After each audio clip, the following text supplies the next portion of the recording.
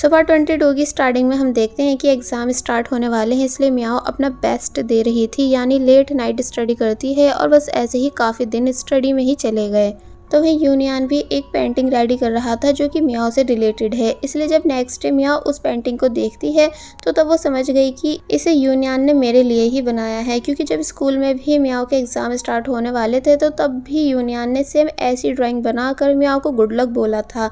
इसलिए मियाओ प्रेजेंट में ये सब देखकर बहुत ही ज़्यादा खुश हो गई। तो वहीं अब हम देखते हैं कि आर्किटेक्चर मेजर वालों का भी एग्ज़ाम है, जहां लास्ट मोमेंट तक कायतो मियाओ के आने का वेट करता है, लेकिन जब वो आई नहीं एंड एग्ज़ाम भी स्टार्ट हो गया तो तब वो उदास तो काफ़ी हुआ, लेकिन फुल फोकस के साथ एग्ज़ाम देने लगा।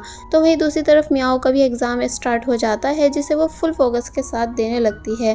और फिर अब दिखाया जाता है कि आफ्टर एग्ज़ाम मियाओ बहुत ही ज़्यादा रिलैक्स फील कर रही है, क्योंकि उसका एग्ज़ाम अच्छा गया है। इसलिए वांगी से पूछने लगी कि क्या तुम मेरे साथ मूवी देखने चलोगी, मेरे पास 2 टिकट्स हैं।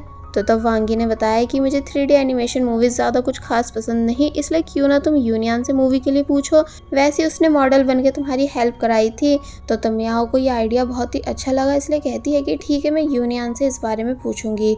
और वहीं हम यूनियन को यूजिन के साथ वर्क करते हुए देखते हैं, जहाँ निंग भी है ऑब्वियसली यूजिन की वजह से, इसलिए बार बार यूजिन को इरिटेट कर रहा था। और फिर तभी गलती से यूजिन को अपने वॉलेट में से कुछ दिखाने के चक्कर में फ़ोटो शो करा देता है। तो तब यूजिन हैरान रह गई कि मेरी फोटो इसके पास कैसे। निंग भी समझ गया कि यूजिन फोटो देख चुकी है, इसलिए एक्सक्यूज देने लगा कि जैसा तुम सोच रही हो वैसा कुछ नहीं, बल्कि मैं तो सभी दोस्तों की फोटोज अपने पास रखता हूँ। लेकिन यूजिन कुछ नहीं कहती, क्योंकि वो अब और भी ज्यादा परेशान हो चुकी है। और वहीं यूनियन जो कि आराम से बैठा हुआ है कि तभी विंडो से बाहर देखते टाइम उसे मियाओ दिखी, जो कि ये बोलने की प्रैक्टिस कर रही है कि वो यूनियन से कैसे पूछेगी बाहर मूवी देखने के लिए। इसलिए बार बार परेशान होने लग जाती है कि पता नहीं मैं यूनियन के सामने कुछ बोल भी पाऊंगी कि नहीं। कि तभी यूनियन खुद से मियाओ के पास आ गया, जो कि कहने लगा कि आखिर तुम क्या सोच रही हो। मियाओ पहले तो शॉक रह जाती है अचानक ही यूनियन को अपने सामने देखकर, मगर फिर बातों को काफी घुमाने के बाद फाइनली यूनियन से पूछ लेती है कि क्या आप मेरे साथ मूवी देखने चलोगे, क्योंकि मैं आपको थैंक्स करना चाहती हूँ, क्योंकि आप मेरे मॉडल जो बने थे। तो तब यूनियन जो कि खुश है ये देखकर कि मियाओ उससे मूवी के लिए पूछ रही है, इसलिए खुशी से मान गया। साथ ही नोटिस भी कर लेता है कि ये मूवी 3D मूवी होगी, जो कि उसे पसंद नहीं है, लेकिन तब भी मियाओ के खातिर मान जाता है। बट वहीं दूर से यूजिन भी विंडो से इन दोनों को देख लेती है और बुरी तरह जेलस होने लगी कि कैसे मेरे साथ तो यूनियन ने जाने से मना कर दिया था, लेकिन अब मियाओ के साथ मूवी देखने के लिए मान गया है। तो तब ये सभी चीजें निंग भी नोटिस कर लेता है कि कैसे यूजिन का सारा इंटरेस्ट इन दोनों में है, ना कि उसमें, इसलिए वो उदास होने लगा। अब हम इन दोनों को मूवी थिएटर में देखते हैं, जहां यूनियन बस यही सोच रहा था कि अब भला वो कैसे 3D मूवी देखेगा, क्योंकि उसे बिल्कुल भी 3D मूवीज पसंद नहीं। इसलिए जब जैसी मूवी स्टार्ट हुई तो तब उसने अपनी आईज क्लोज कर ली, यानी कि सो गया। मियाओ भी नोटिस कर लेती है कि यूनियन मूवी नहीं देख रहा है बल्कि सो चुका है, बट वो उसे उठाती नहीं बल्कि खुद भी मूवी छोड़कर काफी प्यार से यूनियन को देखने लग जाती है। जिसके बाद अब दिखाया गया कि मूवी एंड हो चुकी है एंड ये दोनों वापस जा रहे थे, जहाँ जब मियाओ पूछती है कि मूवी अच्छी थी ना, आपको कैसी लगी। तो तब यूनियन कहता है कि हाँ बहुत ही अच्छी थी, यानी मुझे काफ़ी ज़्यादा पसंद आई। तो तब मियाओ मन ही मन हंसने लगी, क्योंकि उसे पता है कि यूनियन ने मूवी को बिल्कुल भी नहीं देखा था। फिर जब ये दोनों बाहर आए एंड अब मियाओ यूनियन के साथ काफ़ी ज़्यादा कंफर्टेबल फील कर रही थी, यानी बच्चों वाली हरकतें करने लग जाती है। तो तब यूनियन मियाओ के हेड पर अपना हाथ रख देता है, जिसका ऐसा करना मियाओ को बहुत ही ज़्यादा पसंद आया। और फिर सभी ये दोनों बातें करते हुए यहाँ से चले गए। अब नेक्स्ट सीन में हम फैशन डिजाइनिंग क्लास देखते हैं, जहाँ मिस कोको ने मियाओ का वेलकम कराया, क्योंकि एग्जाम के बाद से आज मियाओ का क्लास में फर्स्ट डे है। तो तब मियाओ खुश हो जाती है। थोड़ी बहुत बातों के बाद मिस कोको बताती हैं कि सारी यूनिवर्सिटीज पार्टिसिपेट कर रही हैं कंबाइंड स्पोर्ट्स डे में, इसलिए मार्चिंग के लिए मैं एज ए कमांडर लिली को चूज कर रही हूँ। तो तब सभी लोग क्लैपिंग करने लगे, जिस वजह से लिली खुश हो गई। नेक्स्ट सीन में हम देखते हैं कि कैसे शिन भी मार्च की प्रैक्टिस कर रही है, क्योंकि उसे भी चूज किया गया है। तो वहीं मियाओ एंड वांगी ये दोनों शिन को चेयर अप कर रही थी। शिन इन दोनों के पास आई बातों के लिए। तो वहीं दिखाया गया है कि कायतो भी बास्केटबॉल खेलने आ गया। तो तब शिन ने कायतो को इग्नोर किया, ये बताकर कि अब मैं इसके पीछे नहीं जाऊंगी, क्योंकि इसने मुझे मूवी टिकट्स नहीं दिए थे बल्कि मियाओ को दिए थे। मियाओ कहने लगती है कि क्या तुम इस वजह से कायतो से नाराज हो। कि तभी वांगी बताने लगी कि लेकिन कायतो ने तो मुझे भी टिकट्स दिए थे। तो ये सुन शिन शॉक रह जाती है कि इसका मतलब कायतो सभी को मूवी टिकट्स बांट रहा था, ना कि सिर्फ एक अकेली मियाओ को दिए थे। यानी कि मैंने कायतो को गलत समझ लिया था, इसलिए वो फिर से खुश हो गई एंड वापस जाकर अपनी प्रैक्टिस करने लगी। कायतो भी बास्केटबॉल खेलने में बिजी था, तो तब शिन उसे देख देख कर खुश हो रही थी कि तभी हम देखते हैं कि लिली कायतो में इंटरेस्ट दिखा रही है, यानी कि कायतो के पास आई और बोली कि आप मुझे जानते हो ना, मुझे आपसे दोस्ती करनी है, इसलिए मैं ये जूस आपके लिए लेकर आई हूँ। बट ऑब्वियसली कायतो वो लेने से मना कर देता है क्योंकि उसे बिल्कुल भी किसी अनजान लड़की से बातें करना पसंद नहीं। मगर तब भी ये सब देखकर शिन काफी ज्यादा गुस्सा हो गई कि लिली की हिम्मत हुई कैसे मेरे कायतो के पास जाने की। इसलिए जब लिली बाहर आने लगी तो तब उसको शिन ने बहुत ही ज्यादा गुस्से से घूरा, और जब लड़ने के लिए लिली के पास आ ही रही थी कि तभी कोई स्केटिंग करता हुआ इनके बीच आने लगा, जिस वजह से इनकी टक्कर हो जाती है और तीनों काफी बुरी तरह नीचे गिर गई। कायतो ने भी ये सब देख लिया, इसलिए वो जल्दी से भागता हुआ सबसे पहले मियाओ के पास आया और फिक्र करने लग जाता है कि क्या तुम ठीक हो। मियाओ कहती है कि हाँ, लेकिन तुम प्लीज शिन के पास जाओ, यानी उसे चेक करो। तो तब कायतो शिन के पास आया और पूछता है कि क्या तुम ठीक हो, और फिर शिन की उठने में हेल्प कराने लगता है। लेकिन अब क्योंकि शिन का लेग मुड़ चुका था, यानी उससे बिल्कुल भी खड़ा नहीं होया जा रहा था, इसलिए कायतो ने शिन को उठा लिया एंड बोला कि लाओ मैं तुम्हें मेडिकल रूम लेकर चलूं। शिन शॉक रह जाती है कायतो के ऐसा करने से, तो वहीं मियाओ और वांगी ये दोनों शिन के लिए खुश होने लगी। इसलिए शिन इन दोनों से भी अपने साथ आने को कहती है, क्योंकि उसने बिल्कुल एक्सपेक्ट नहीं किया था कि आज कायतो उसके लिए इतना सब कर देगा। लेकिन वहीं लिली रोने लगी, ये बोलते हुए कि क्या किसी को भी मैं नहीं दिख रही हूँ। वांगी कहती है कि तुम्हारे तो हाथ पर चोट लगी है, इसलिए तुम खुद से उठ सकती हो, पर अगर उठा नहीं जा रहा तो लाओ मैं तुम्हारी हेल्प करा दूं। बट लिली ने साफ इनकार कर दिया, बिकॉज उसे सिर्फ कायतो की हेल्प चाहिए थी। और फिर तभी वो खुद से उठकर गुस्से में यहाँ से चली गई।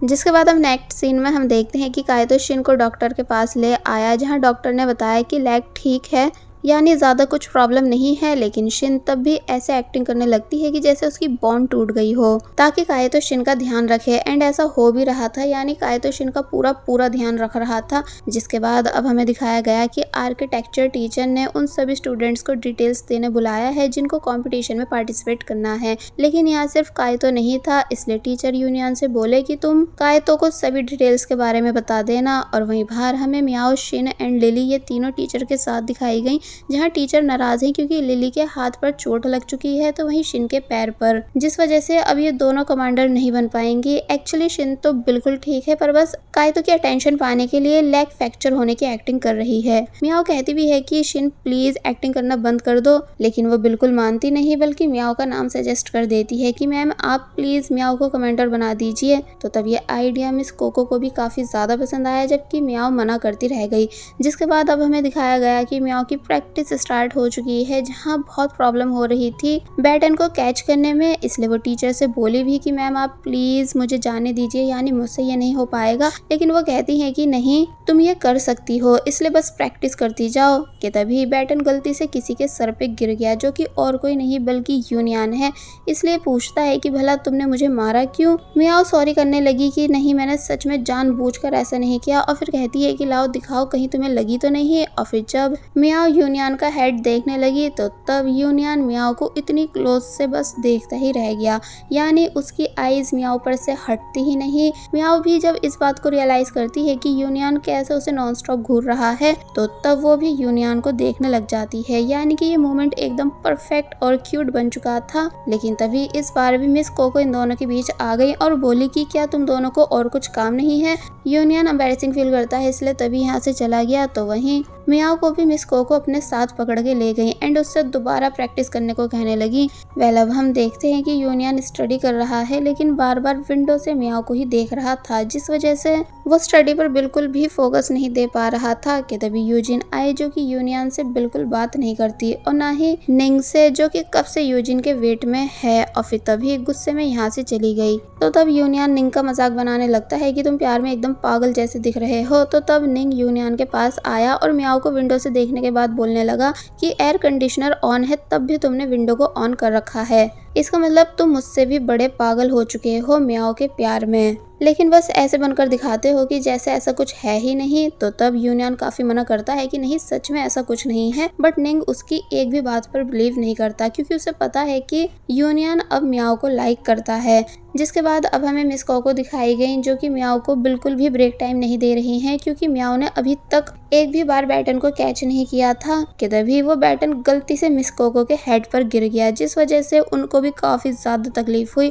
लेकिन अब कर भी क्या सकते हैं, यानी कि वो तब भी म्याओ को डांटती नहीं, बल्कि बस कहने लगी कि तुम बस फुल फोकस के साथ प्रैक्टिस करो क्योंकि हमारे पास कम टाइम बचा है।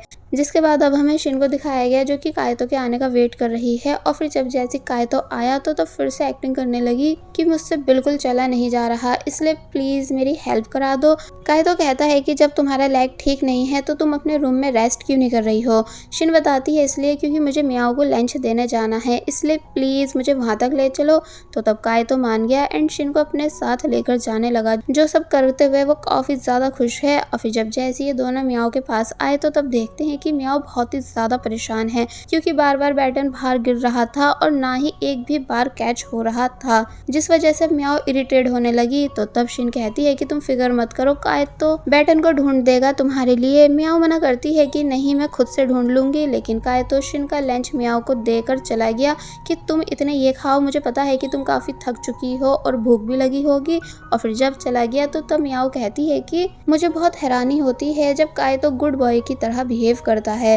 वेल अब क्योंकि म्याओ को वाकई में बहुत ज़्यादा भूख लगी थी, इसलिए वो जल्दी जल्दी नूडल्स को खाने लगती है।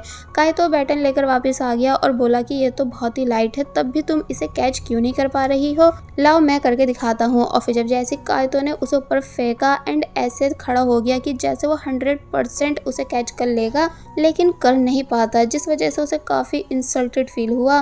म्याओ कहती है कि मुझे पता था तुम नहीं कर पाओगे, लेकिन शिन नॉन स्टॉप कायतो की तारीफ करती गई कि नहीं, तुमने सच में फर्स्ट ट्राई के हिसाब से बहुत ही अच्छा किया है।